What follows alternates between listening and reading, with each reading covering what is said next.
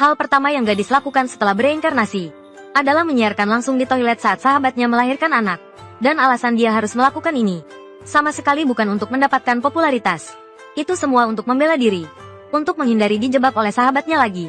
Dia dengan niat baik membantu sahabatnya merawat bayi yang baru lahir.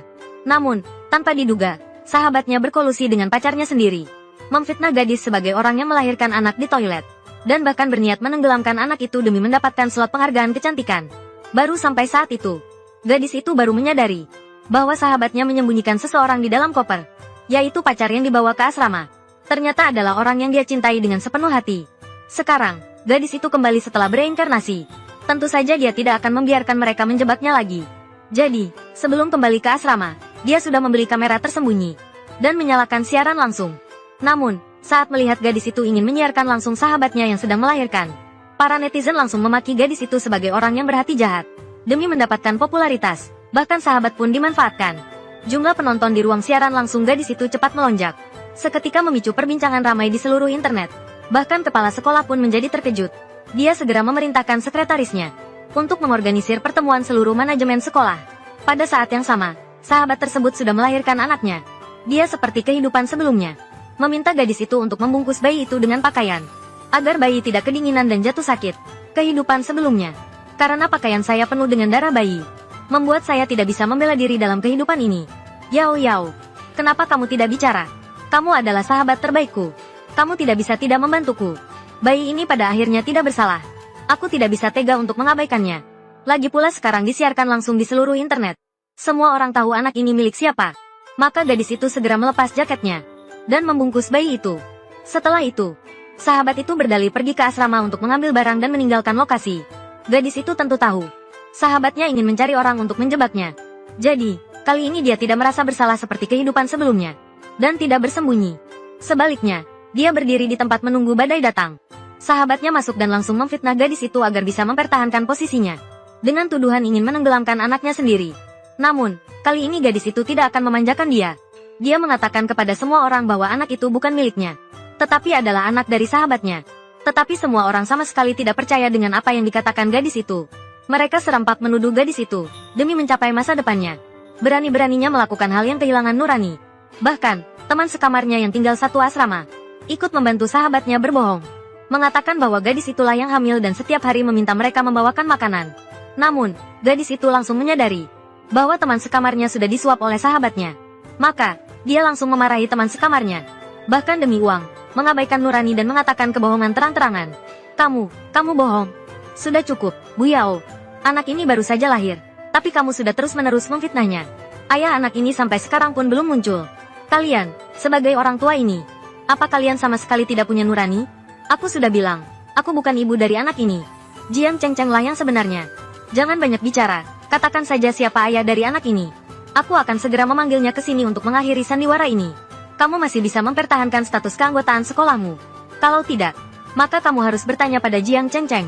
Yao Yao, aku mohon padamu, jangan membuat kekacauan lagi, tolonglah. Cepat beritahu semua orang siapa ayah dari anak ini. Dengan begitu, kami bisa membawa anak ini ke rumah sakit untuk diperiksa. Gadis itu melihat situasi tersebut, langsung mengatakan bahwa ayah anak itu adalah Zhou Chuyuan. Sahabatnya langsung panik setelah mendengar hal itu, mengira bahwa Zhou Chuyuan yang memberitahu gadis itu. Tetapi orang lain mengatakan Zhou Chuyuan adalah pacar si gadis. Pihak sekolah, anak ini pasti adalah anak kandung gadis tersebut. Namun, gadis itu berkata, sahabatnya sudah lama berhubungan dengan pacarnya sendiri. Mendengar hal tersebut, sahabatnya mengatakan bahwa gadis itu adalah orang yang paling dicintai Zhou Chuyuan. Konselor melihat bahwa mereka berdua tidak berhenti bertengkar, maka dia pun menelepon Zhou Chuyuan, meminta dia segera datang. Sementara itu, pihak sekolah, manajemen sekolah terus memantau perkembangan situasi. Setelah mengetahui bahwa gadis itu adalah korban, kepala sekolah memutuskan untuk datang langsung ke lokasi, untuk membersihkan tuduhan palsu terhadap gadis itu. Pada saat yang sama, Zhou Chuyuan juga sudah tiba di lokasi kejadian. Melihat hal itu, sahabatnya buru-buru berkata bahwa gadis itu demi mempertahankan peluang beasiswanya, berniat untuk menenggelamkan bayinya. Apa? Xiao Yao, kamu, kenapa hatimu begitu kejam? Kalau kamu sudah, mengapa kamu menggunakan masa mudamu untuk menghancurkannya? Kamu kan ibunya anak itu. Yao Yao, kamu berubah.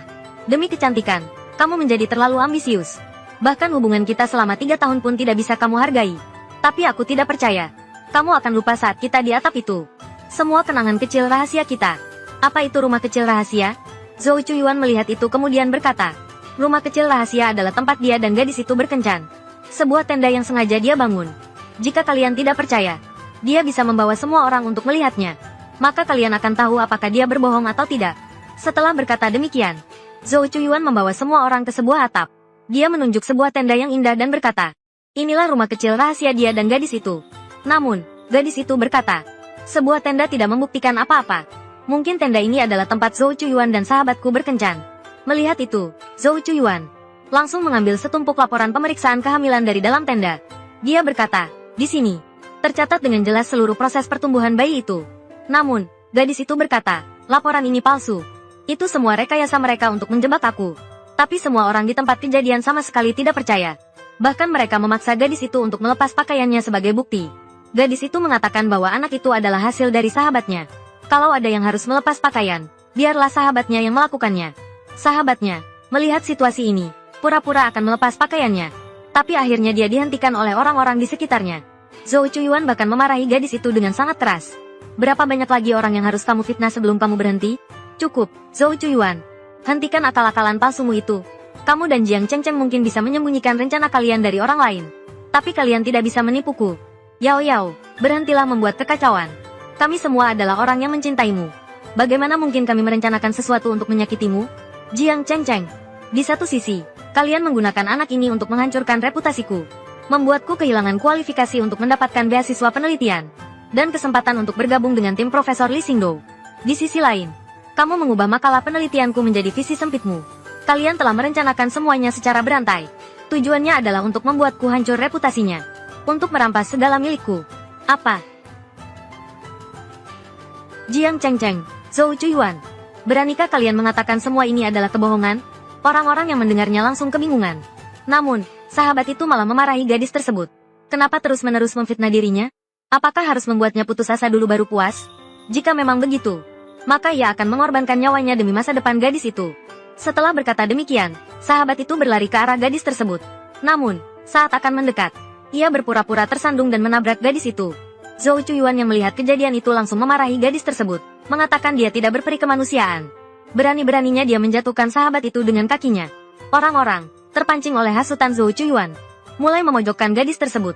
Bahkan mereka mengeluarkan barang bawaan dan memukul gadis itu. Setelah gadis itu hampir tidak berdaya karena dipukul, sahabat pun berdiri untuk menghentikan semua orang. Dan Zhou Chuyuan juga mengatakan, mereka sedang berbicara dengan gadis itu dengan baik-baik. Guyao sekarang tahu rasanya menjadi orang yang dibenci, bukan? Kamu sekarang hanyalah seseorang yang layak dihina. Tidak tahu malu. Tidak ada yang akan percaya pada apa yang kamu katakan lagi. Bahkan jika kamu tahu rencana aku dan Cheng-Cheng, itu tidak berguna. Nasibmu sudah ditentukan sejak awal. Aku tidak akan membiarkanmu pergi dari sini hidup-hidup.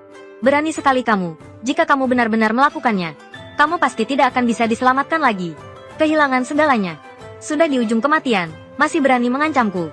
Kepadamu, ku beritahu, hanya kematian yang bisa menghilangkan ancaman. Wah, apa yang baru saja aku lihat? Sebenarnya bagaimana ini? Ah, jangan. Jangan pesimis sampai memilih untuk melompat dari gedung. Tidak peduli apapun kesulitan yang terjadi.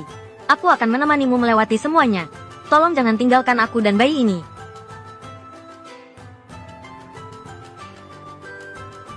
Gadis, kalau mau menya. Hanya orang mati. Lepaskan. Lepaskan tanganmu.